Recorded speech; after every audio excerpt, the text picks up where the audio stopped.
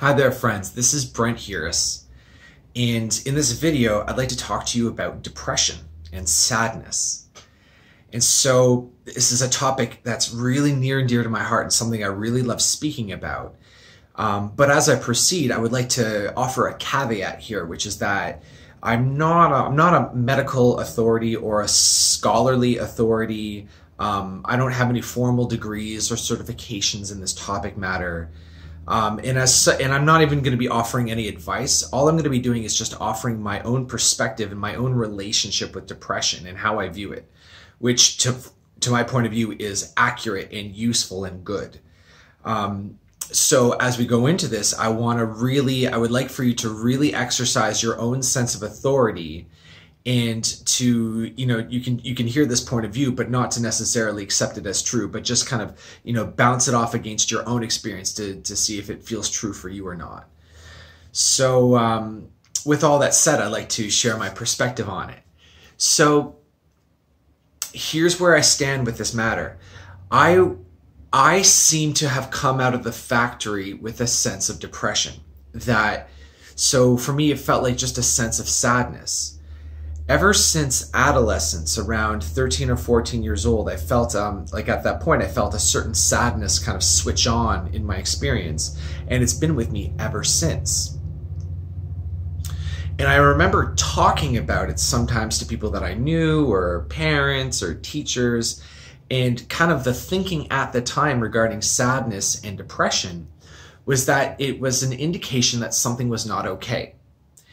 And that's important to note, because if something is not okay, then it means that it needs to be rectified. It needs to be fixed.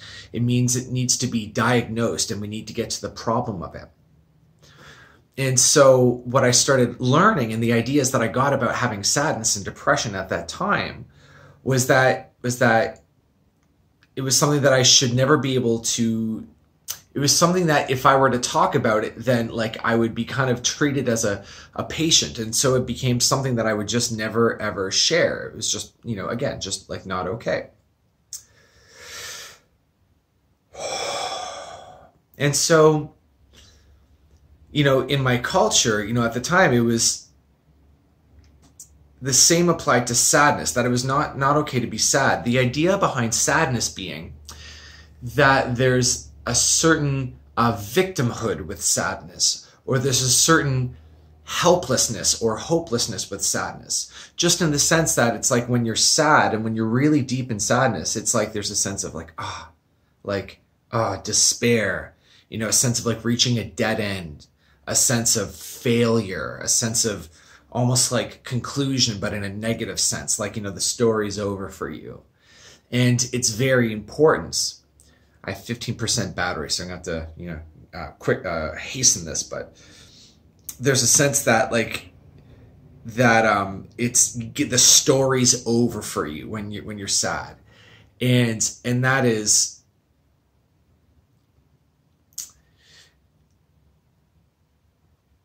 how to say it? It's like, there's something threatening about that, because if you allow that to be in your experience, if you allow yourself to feel that way, then there's a threat to the ego that there's no coming back from this, that there's no coming up from this, that there's no getting all the different accomplishments and goals that you would have otherwise had in mind for your life. That was the threat of sadness in my culture and in my upbringing. And as such, sadness was a legitimate threat.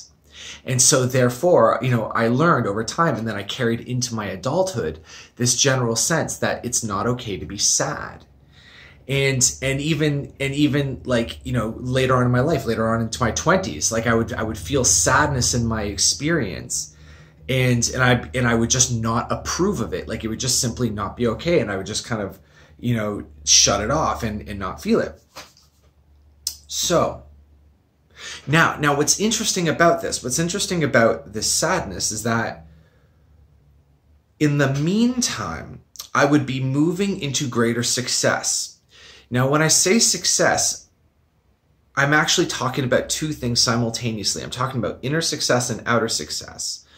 where like as I become more clear and wiser, and as I get more in touch with the deeper ethereal aspects of myself, the more I grow in power and control and productivity on the level of my outward life, my physical life, and I'm able to attract more success to myself.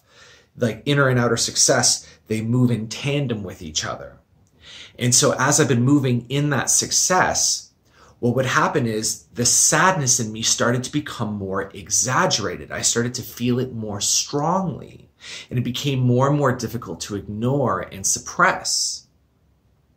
It's like having a hot air balloon where like the more you rise up, the more like cumbersome the weight in the basket becomes. So if you have like these rocks in your basket, while the hot air balloon goes up, you can only go up so high, and then you need to offload the rocks in order to move even higher. That would be one analogy. Another analogy would be like if you're like going on a hike, say, and you have a backpack that's full of rocks again, and you know, it just like the weight of the rocks becomes more and more cumbersome until you can just like take off the backpack and start walking without it. So in these recent years, I began attempting to be with my own sadness and to heal it. But I felt so threatened by it that I would still try to like keep a distance where I wouldn't say I'm sad. I would say there is sadness in my experience. And I would look at it and I would try to do like kind of energetic healing or whatever with some success, never complete success. And nevertheless, as I would go about my life, even up until like today, there would still be sadness. I can even like tell you now as I speak to you, there's sadness in my experience. I can say that I am sad. If you see me looking here, it's because I have notes and we want to make sure I touch on all these different things I want to touch on. So, okay. Yes, sadness my whole life, inner and outer success, can only go so far without offloading what my heart wanted. Okay. So today, what makes today different, and the reason why I wanted to make this video for you is because it is becoming apparent to me that if I am to move forward into the higher levels of success that I myself really want to reach, and that I feel that I'm ready for and am preparing for and am about to step into, in order to do that, this sadness needs to be addressed. And so what I started doing over the course of just this week is just really, really just sitting with myself, sitting with sadness and being sad. And I would breathe with it, and I would find that it would just move with my breath. Like I would like look at it, I would look at the sadness and be with it, and I would just kind of breathe, and it would lessen, and I would feel a layer be removed, which is kind of exciting. It seems that there's a bottom to it, even though I haven't yet found it.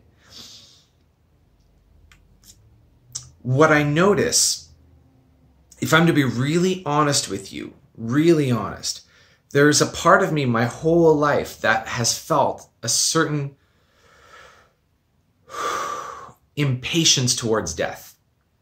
Like a sense of when it comes time to die, that will be like, you know, a really good moment. It would be a moment of reuniting with my truer self. And like in this self that I am that struggles in this physical life, you know, I would not have to feel that struggle or that suffering anymore. And so it's almost as if my whole life I've been waiting for like the spaceship to come and get me, or like just, you know, waiting to be reclaimed, or it's like I'm here on earth doing this earthly thing and I'm just kind of going through the muck and I'm doing all this stuff and I don't even want to be here, and it's like, you know, really kind of a drudgery.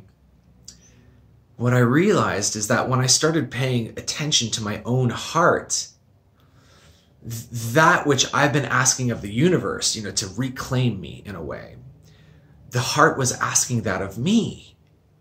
My own heart was asking for my own attention.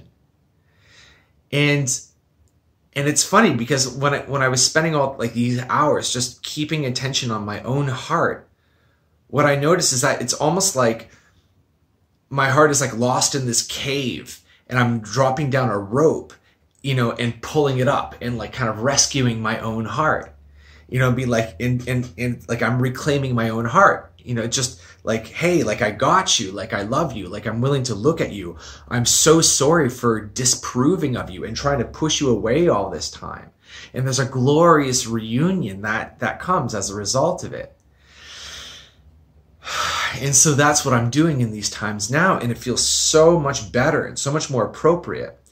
And what I find also is that, like, I've been going through this exhaustion. Even in the most recent video that I made, like, you may kind of detect that there's a sense of exhaustion in me because, like, I had just completely expended all of this effort over the course of weeks, and I was like trying and doing and like, really, really giving her, and then just feeling totally spent and kind of lost and confused. And it's really because I've only gone as far as I can go with this sadness still in me. And so then, like, so the call has been to go inward. And I even feel, and I can't say this for sure, but like, I can kind of almost sense that, like, the healing is sufficient, that I'm reclaiming my wherewithal to move into my next outward movement, my movement into, success and so forth on the exterior level. So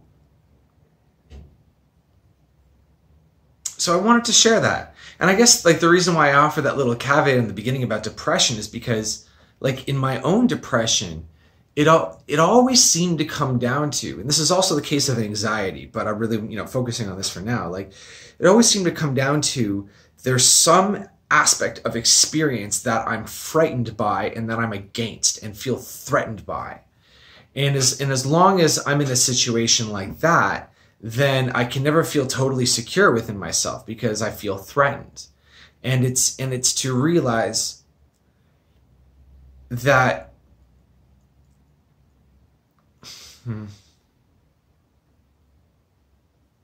when I would move courageously in myself and really look in the areas of my own experience that I'm afraid of or don't approve of, and really, like, turn on the light in the basement of my consciousness, so to speak. That is when I was able to reunite with myself and find greater stability and greater unity and greater fearlessness. And that is what also doing that created more ease in my exterior life, my physical life, like the level of career and money and all that stuff. Just the way becomes more clear and there's less obstacles. Generally, as a rule of thumb, if we're going about our lives and we just hit obstacle after obstacle after obstacle, that often means it's time to look inward to see, like, what am I denying in myself? What do I need to pay attention to in myself? So that's it. Yeah, so just a short little video. I just wanted to share that with you on the subject of sadness and depression. To love your own heart, to be with your own heart, to be with that in you which you don't approve of. As a way of reuniting with yourself and not being in conflict with yourself and seeing what success unfolds as a result of that. Thank you. Bye.